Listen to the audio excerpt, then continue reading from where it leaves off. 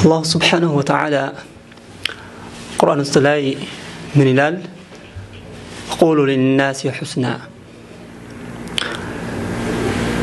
لسووچم መልካም ነገር በጥሩ ነገር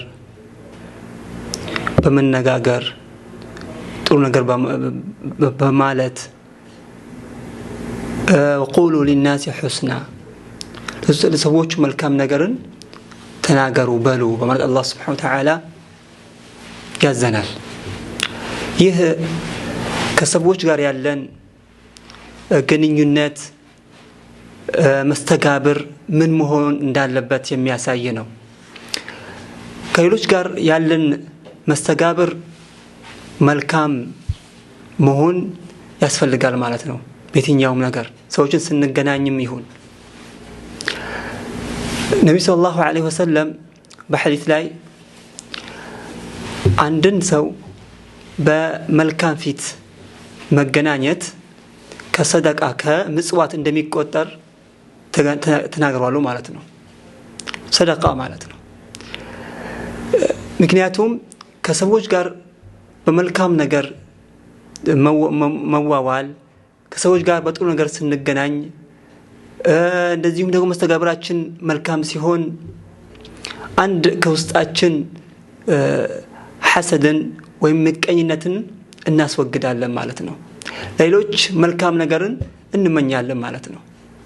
ለሰዎች መልካም ነገርን ስናሳይ በመልካም ነገር ስንገናኛቸው ማለት ነው።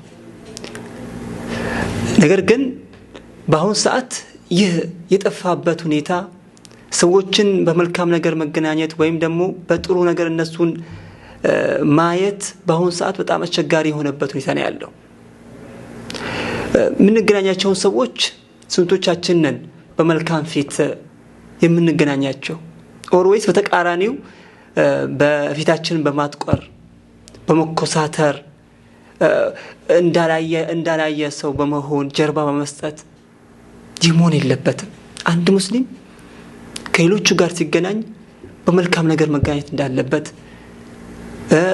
መስተጋብሩን ከነሱ ጋር መልካም ማድረግ እንዳለበት ነው የሚያዘው ማለት ነው። ግልጽ ነው አይደል?